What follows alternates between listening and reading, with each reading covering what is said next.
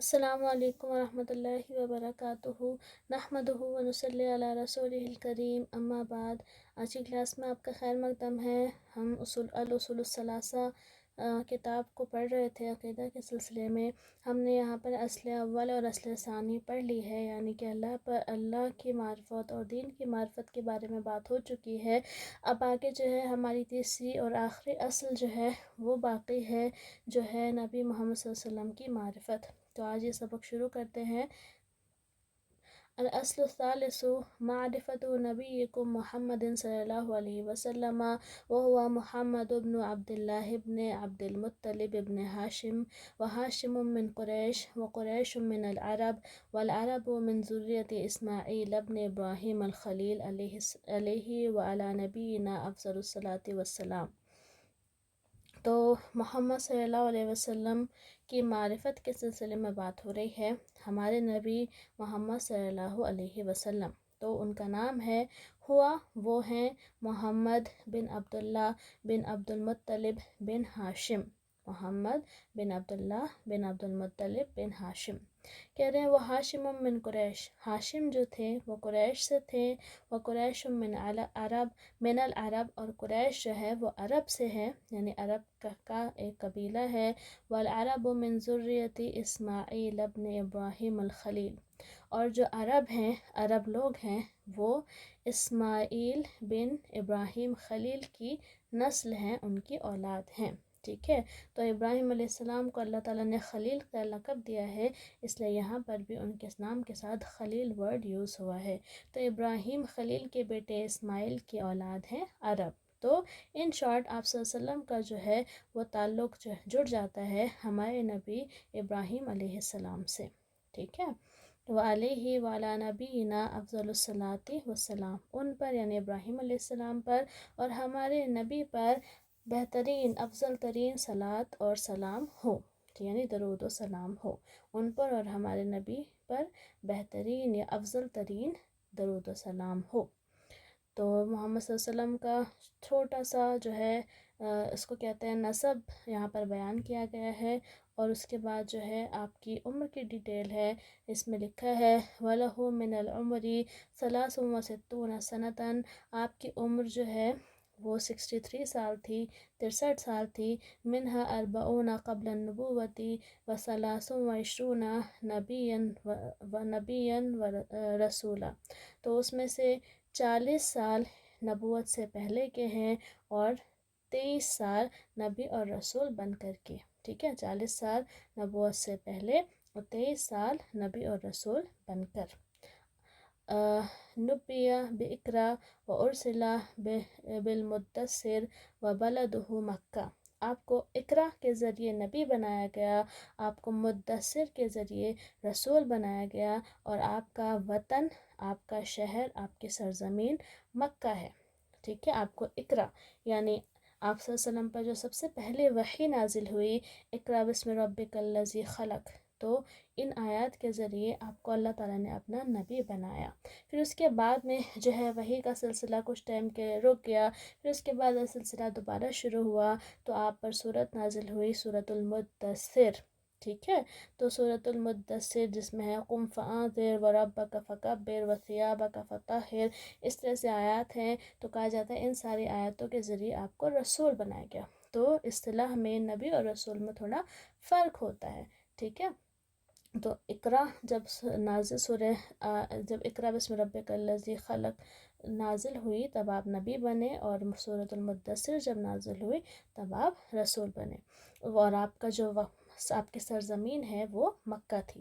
اس کے بعد یہاں پر کہا جاتا ہے بعثہ اللہ بالنذارۃ عن الشرک ویدعو الی التوحید، اللہ تعالیٰ نے آپ کو مبعوث کیا، یعنی آپ کو نبی بنایا، اللہ تعالیٰ نے آپ کو مبعوث کیا شرک سے ڈرانے کے لیے، شرک سے آگاہ کرنے کے لیے، اور آپ توحید کی دعوت دیتے تھے۔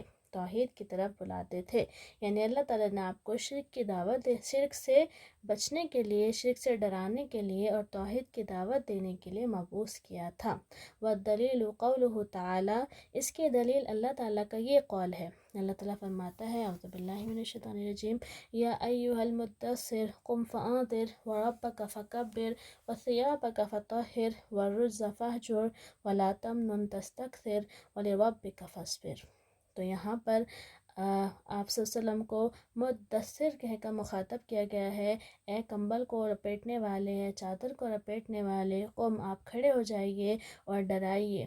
وربک فکبر، اور اپنے رب کی تکبیر کیجیے، اپنے رب کی بڑائی بیان کیجیے. وثیابک فطہر، اور اپنے کپڑوں کو پاک کر لیجیے. والرجز فہجر، اور گندگی کو، ناپاکی کو چھوڑ دیجیے. ولا تمنن تستکثر، اور زیادہ پانے کے لیے احسان مت کیجیے، زیادہ پانے کی نیت سے احسان مت کیجیے. وَلِرَبِّكَ فَاصْبِرْ، اور اپنے رب کے لیے صبر کیجیے. تو ان آیات کے ذریعے آپ صلی اللہ علیہ وسلم کو رسول بنایا گیا، جیسا کہ آپ نے پیچھے پڑھا. ٹھیک ہے. اب ان آیات کا جو ہے یہاں پر اختصار سے معنی بیان کیا گیا ہے. وَمَعنَى قُمْ فَأَنذِرْ، قُمْ فَأَنذِرْ کا معنی ہے يُنذِرُ عَنِ الشِّرْكِ وَيَدْعُو إِلَى التَّوْحِيدِ، آپ شرک سے ڈراتے تھے اور توحید کی دعوت دیتے تھے. وَرَبَّكَ فَكَبِّرْ أَيْ عَظِّمْهُ بِالتَّوْحِيدِ، اور ربک فکبر کا مطلب ہے کہ آپ توحید کے ذریعے اپنے رب کی عظمت بیان کیجیے، توحید کے ذریعے اپنے رب کی تعظیم کیجیے، اس کی عظمت بیان کیجیے. وَثِيَابَكَ فَطَہِّرْ اے طاہر اعمالک عن الشرک، ثیابک فطہر جو کہا گیا ہے اس سے مراد ہے کہ آپ اپنے اعمال کو شرک سے پاک کر لیجیے. والرجز، رجز کے معنی گندگی، ناپاکی اور شرک تینوں لیے جاتے ہیں. والرجز فہجر یہاں پر کہا گیا ہے، رجز کے معنی کہیں گئے ہیں. والرجز الاسنام، تو رجز کیا ہے؟ اسنام، صنم. وحجرها ترکها، اور حجر جو یہاں پر کہا گیا ہے وہ ہے ان کو چھوڑ دینا. تو رجز کا مطلب ہے صنم، یعنی کہ بت، معبودان باطل آپ سمجھ لیجئے. اور وحجرها ترکہ، اور ان کو چھوڑنا یعنی ان کو ترک کر دینا. والبراءۃ منها واہلها، اور ان اصنام سے اور ان اصنام کو پوجنے والوں سے براءت اور بیزاری کا اظہار کرنا. ٹھیک ہے. تو یہاں پہ جو فہجر کہا گیا ہے اس کا مطلب ہے ان اصنام کو، ان معبودان باطلہ کو چھوڑ دینا اور ان سے اور ان کے پوجا کرنے والوں سے براءت کا اظہار کرنا. اس کے بعد جو ہے تو ان آیات سے پتہ چلتا ہے کہ اللہ کے رسول صلی اللہ علیہ وسلم کو ان آیتوں کے ذریعے رسول بنایا گیا یہاں پر. ٹھیک ہے. اور جو آیتیں ہیں اس میں اللہ کی توحید کی بات ہے، شرک سے ڈرانے کی بات ہے، اللہ کی تعظیم کرنے کی بات ہے، اپنے اعمال کو شرک سے پاک کرنے کی بات ہے، اور بتوں کو چھوڑ دینے کی بھی بات ہے. اس کے بعد آگے جو ہے آگے آتا ہے اخذ علی ھذا 10 سنین یدعو الی التوحید، آپ نے اس چیز کو اپنا کر 10 سال تک توحید کی دعوت دی. یدعو الی التوحید، 10 سال تک اس چیز کو اپنا کر آپ 10 سال تک توحید کی دعوت دیتے رہے. ٹھیک ہے. تو آپ نے 10 سال تک توحید کی دعوت دی. وبعد العشر عرج به الی السماء، اور 10 سال کے بعد آپ کو آسمان پر، عرجا کے معنی ہوتے ہیں اٹھا لیا جانا، یہاں مراد ہے معراج، تو ہم معراج کا ترجمہ کریں گے. اور 10 سال کے بعد آپ کو آسمان پر معراج ہوئی، آپ کو آسمان کی طرف اوپر اٹھا لیا گیا، یعنی معراج پر لے جایا گیا. وفرضت علیہ الصلوات الخمس، اور آج آپ پر 5 وقتہ نمازوں کو فرض کر دیا گیا.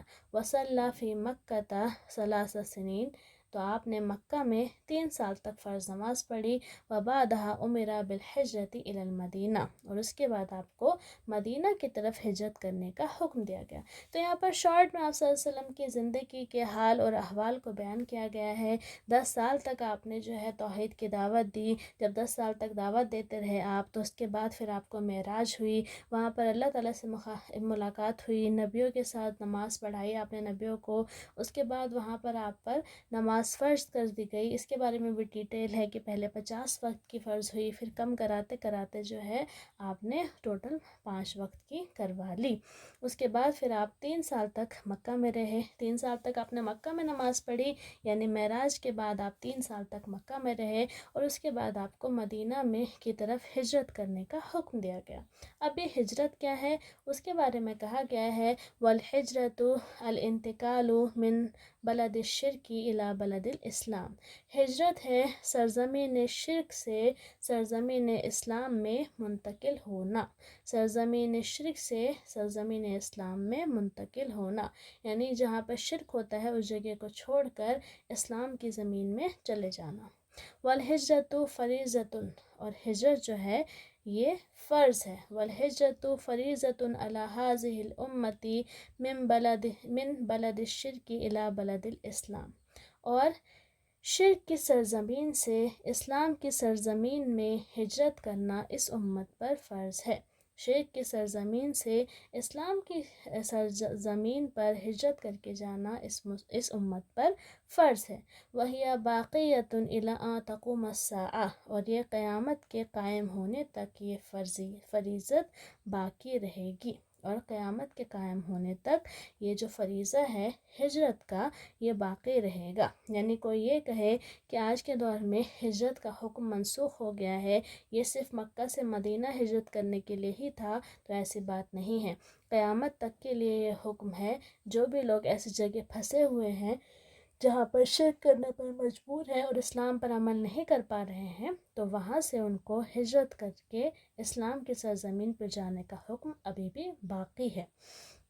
اور یہاں پر ایک دلیل ہے جو اس بات کی تائید کرتی ہے، والدلیل قولہ تعالی ان الذین توفاہم الملائکۃ ظالمی انفسہم قالوا فیما کنتم قالوا کنا مستضعفین فی الارض قالوا الم تکن ارض اللہ واسعہ فتہاجروا فیہا فاولئک مأواہم جہنم وساءت مصیرا إلا المستضعفين من الرجال والنساء والولدان لا يستطيعون حيلة ولا يهتدون سبيلا فأولئك عسى الله أن يعفو عنهم وكان الله عفوا غفورا۔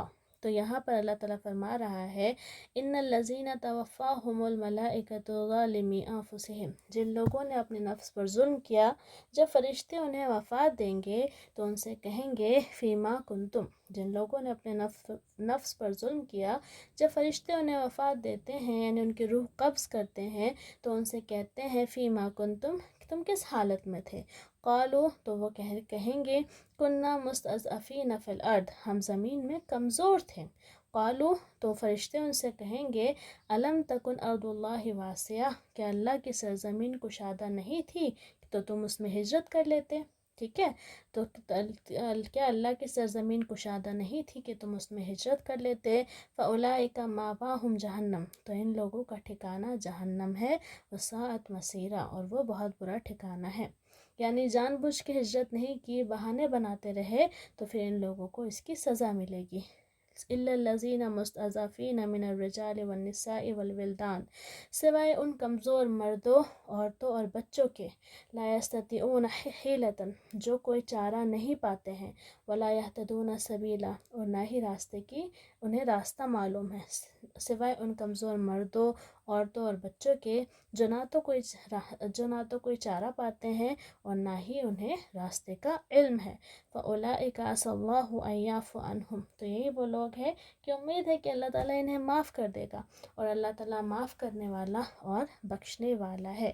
یعنی اگر کوئی انسان ایسی زمین میں پھنسا ہوا ہے، جیسے کہ مسلمان مکہ میں پھنسے ہوئے تھے، اپنے دین پر عمل نہیں کر پا رہے تھے، تو انہیں ہجرت کا حکم دیا گیا، تو جن لوگوں نے ہجرت کر لی تو ان لوگوں کو تو بخش دیا گیا، معافی کر، ان لوگوں نے تو بہت بڑا قدم اٹھایا ہے، ان کا تو بہت بڑا مرتبہ ہے۔ لیکن جو لوگ ہجرت کر سکتے تھے لیکن اس کے بعد بھی نہیں کی، بہانہ بناتے رہے، ٹالتے رہے، تو ایسے لوگوں کے بارے میں یہاں پر سزا کی بات کی گئی ہے۔ اور جو لوگ مجبور تھے، ہجرت کرنا تو چاہتے تھے لیکن کمزور تھے، بچ کر نکل نہیں سکتے تھے، ان کے پاس کوئی چارہ نہیں تھا، کوئی راستہ نہیں تھا، تو وہ لوگ مجبور تھے اس جگہ رہنے پر، تو ایسے لوگوں کے لیے یہاں پر ہے کہ ان کو اللہ تعالیٰ معاف کر دے گا۔ تو اس سے پتہ چلتا ہے کہ شرک کی سرزمین سے ہجرت کرنا ابھی بھی فرض ہے، تو جو کر سکتا ہے اس کو کر دینا چاہیے۔ ہاں اگر کوئی مجبور ہے نہیں کر سکتا تو اس کے لیے یہاں پر معافی کی گنجائش ہے۔ اس کے بعد اللہ پر وقولہ تعالی، اللہ تعالیٰ کا قول ہے، یا عبادی الذی آمنوا ان ارضی واسعہ فإیایا فاعبدون۔ تو اس میں کہا گیا ہے، اے میرے وہ بندو جو ایمان لے آئے ہو، اے میرے بندو جو ایمان لے آئے ہو، بے شک میری زمین کشادہ ہے، تو تم میری ہی عبادت کرو، تو تم میری ہی عبادت کرو۔ تو یہاں پر جو ہے واضح طور پر کہا گیا ہے مومن لوگوں کو کہ آپ اگر سرزمین شرک میں پھنسے ہوئے ہیں تو اللہ کی عبادت کے لیے اس زمین سے نکل جائیے، کیونکہ یہاں پر سیدھے کہا گیا ہے میری زمین کشادہ ہے، ٹھیک ہے۔ وقال البغوی، اور امام بغوی رحمہ اللہ کہتے ہیں، سبب نزول هذه الآیت، اس آیت کے سبب نزول کے بارے میں کہتے ہیں، فی المسلمین الذین بمکہ لم یہاجروا، یہ آیت جو ہے مکہ کے ان مسلمان لوگوں کے بارے میں ہے جنہوں نے ہجرت نہیں کی۔ یہ آیت مکہ کے ان مسلمان لوگوں کے بارے میں ہے جنہوں نے ہجرت نہیں تھی۔ ناداہم اللہ بسم الایمان، تو اللہ تعالیٰ نے انہیں ایمان کے نام سے پکارا ہے، اللہ نے انہیں ایمان کے نام سے پکارا ہے کہ اگر تم مومن ہو، ایمان ہے تو ہجرت کر لو۔ تو اس سے پتہ چلتا ہے کہ ہجرت کو یہاں پر ایمان سے جوڑ دیا گیا، یعنی اس ٹائم پر حالات ایسے تھے کہ ہجرت کرنا یہ ایمان کی دلیل تھی، ٹھیک ہے۔ تو ہجرت کو یہاں پر ایمان کے ساتھ جوڑا گیا ہے۔ آگے یہاں پر کہا گیا ہے، وَالدَّلِيلُ عَلَى الْحِجْرَةِ مِنَ السُّنَّةِ، سنت سے یعنی حدیث سے ہجرت کی دلیل اللہ کے رسول صلی اللہ علیہ وسلم کا قول ہے، لا تنقطع الحجرة حتى تنقطع التوبة ولا تنقطع التوبة حتى تطلع الشمس من مغربها۔ یہاں پہ کہا گیا ہے ہجرت اس وقت تک منقطع نہیں ہوگی جب تک کہ توبہ منقطع نہ ہو، ہجرت تب تک منقطع نہیں ہوگی جب تک توبہ منقطع نہ ہو، اور توبہ تب تک منقطع نہیں ہوگی جب تک سورج مغرب سے طلوع نہ ہو، جب تک سورج مغرب سے طلوع نہ ہو۔ یعنی کہ آپ صلی اللہ علیہ وسلم کا قول ہے کہ ہجرت کا حکم بھی تب تک باقی رہے گا جب تک اللہ تعالیٰ لوگوں کی توبہ کو قبول کر رہا ہے۔ آپ کو یہ بات پتہ ہونی چاہیے کہ ابھی توبہ کی قبولیت ہے، جب بھی انسان توبہ کرے اللہ تعالیٰ اس کو قبول کر لے گا، لیکن قیامت کے قریب ایک ٹائم آئے گا جب توبہ کا دروازہ بند ہو جائے گا اور پھر توبہ کو قبول نہیں کیا جائے گا۔ تو آپ صلی اللہ علیہ وسلم کا فرمان ہے کہ جب تک توبہ کا دروازہ کھلا ہے تب تک ہجرت بھی فرض ہے، جب توبہ کا دروازہ بند ہو جائے گا تب آپ کہہ سکتے ہیں کہ اب ہجرت فرض نہیں ہے، ورنہ ہجرت تب تک جو ہے ہجرت کا عمل یہ فرض ہے، یہ رہے گا۔ اس کو یہ نہیں کہہ سکتا کہ یہ پرانے زمانے میں ہجرت کا حکم تھا، اب کے زمانے میں یہ حکم ختم ہو گیا ہے، اب کسی کو ہجرت کرنے کی ضرورت نہیں ہے۔ تو اگر کوئی یہ کہہ رہا ہے تو یہ کہنا غلط ہے۔ تو ہجرت کا حکم ابھی بھی باقی ہے، قیامت تک باقی رہے گا۔ تو قیامت تک اگر کوئی انسان ایسی جگہ پھنسا ہوا ہے جہاں پر وہ اپنے دین پر عمل نہیں کر پا رہا ہے، اللہ کی عبادت نہیں کر پا رہا ہے، تو اس کو حکم ہے کہ وہ ہجرت کرے۔ اگر اس نے طاقت کے باوجود بھی ہجرت نہیں کی تو پھر وہ گنہگار ہوگا، اور اگر وہ واقعی بیچارہ مجبور ہے، لاچار ہے، ہجرت نہیں کر سکتا ہے، اس کے پاس وسائل نہیں ہیں، اس کے پاس ذریعے نہیں ہیں، جیسے آج کل کے دور میں تو ملک چھوڑنے کے لیے بہت ساری چیزیں ہوتی ہیں، اگر وہ نہیں کر پا رہا ہے تو یہ اس کی مجبوری ہے، تب اسے اللہ تعالیٰ معاف کر دے گا انشاءاللہ۔ اسے اللہ تعالیٰ کی ذات سے یہ امید ہے کہ اللہ تعالیٰ اسے معاف کر دے گا۔ لیکن اگر سارے وسائل ہیں اس کے باوجود بھی وہ ہجرت نہیں کر رہا ہے تو پھر وہ گناہگار کے زمرے میں آئے گا، اور اس سے پھر اس بات کا حساب لیا جائے گا آخرت میں۔ تو یہاں تک ہجرت کی بات ہو گئی ہے۔ تو اب ہجرت کے بعد پھر مکہ کی زندگی میں آپ نے کیا کیا کیا اس کے بارے میں اختصار سے آگے آئے گا اگلی کلاسز میں، تو جو انشاءاللہ آگے کی بات ہم اگلی کلاس میں کریں گے۔ آج کے لیے ہم اتنا ہی رکھتے ہیں، اور آپ کو اس سبق کے بارے میں کچھ بھی پوچھنا ہو تو آپ واٹس ایپ پہ پوچھ سکتے ہیں۔